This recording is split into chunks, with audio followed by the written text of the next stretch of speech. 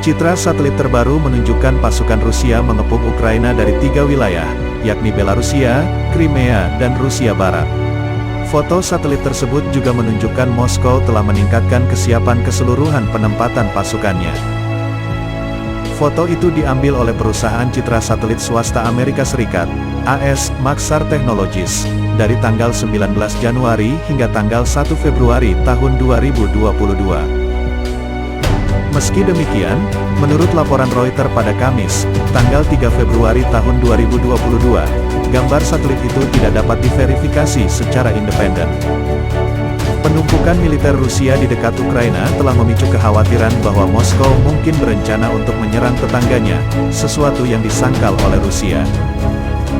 Dilaporkan bahwa pasukan dan perangkat keras Rusia yang tiba di Belarusia, utara Ukraina, adalah untuk manuver bersama.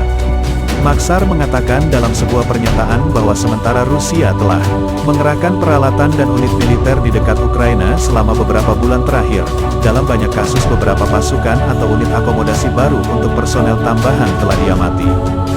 Citra satelit sebelumnya menunjukkan beberapa unit telah ditempatkan atau dikerahkan ke garis depan, tetapi gambar-gambar satelit baru menunjukkan penempatan baru dan signifikan di Belarusia dan lebih banyak personel di berbagai situs militer.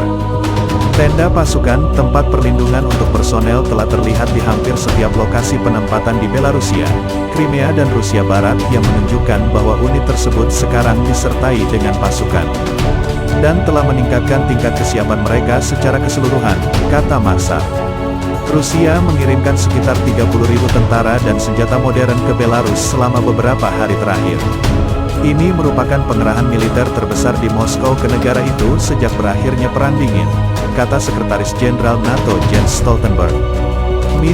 Tanggal 3 Februari tahun 2022, pengerahan itu termasuk pasukan khusus Spetsnaz, jet tempur Su-35, rudal Iskander berkemampuan ganda dan sistem pertahanan udara S-400, katanya kepada wartawan di Brussels.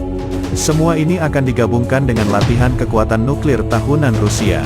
Istilah yang digunakan Stoltenberg untuk rudal Iskander, digunakan untuk menggambarkan senjata yang digunakan untuk perang konvensional dan nuklir. Rusia juga menawarkan 100.000 tentara ke wilayah di dekat perbatasan dengan Ukraina. Penumpukan besar-besaran ini membuat Ukraina, NATO dan Amerika Serikat khawatir akan terjadi invasi.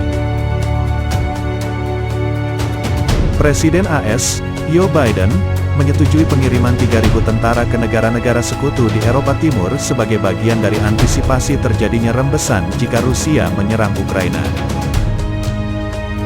Di Kiev, Presiden Ukraina Volodymyr Zelensky menerima kunjungan Presiden Turki Recep Tayyip Erdogan, yang menawarkan diri untuk menjadi penengah, sambil menegaskan dukungan Turki terhadap integritas teritorial Ukraina. Sebagai negara Laut Hitam, kami mengundang semua pihak untuk menahan diri dan berdialog untuk membawa perdamaian ke kawasan itu, kata Erdogan. Saya sekali lagi menekankan bahwa kami siap melakukan bagian kami untuk membangun suasana damai dan kepercayaan di wilayah kami. Menteri Pertahanan Rusia Sergei Shoigu tiba di Minsk hari Kamis, untuk memeriksa persiapan latihan perang besar-besaran Rusia-Belarus yang dijadwalkan pada 10-20 Februari. Shoigu bertemu dengan Presiden Belarus Alexander Lukashenko. Mengenai manuver militer itu, Lukashenko menerangkan tujuannya adalah untuk memperkuat perbatasan dengan Ukraina. Pasukan dan perangkat keras militer Rusia mulai tiba di Belarus pekan ini untuk latihan militer Alit Resolve, yang akan diadakan di dekat perbatasan barat Belarusia dengan Polandia dan Lituania, dan dekat dengan wilayah sayap selatannya.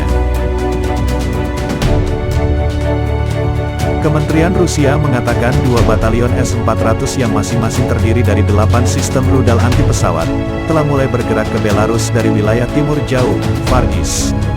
Rusia dengan kereta api, kata Interfax. Moskow mengatakan bahwa 12 jet tempur Sukhoi Su-35 dan sistem rudal pansir juga akan dikerahkan ke Belarus untuk latihan militer tersebut.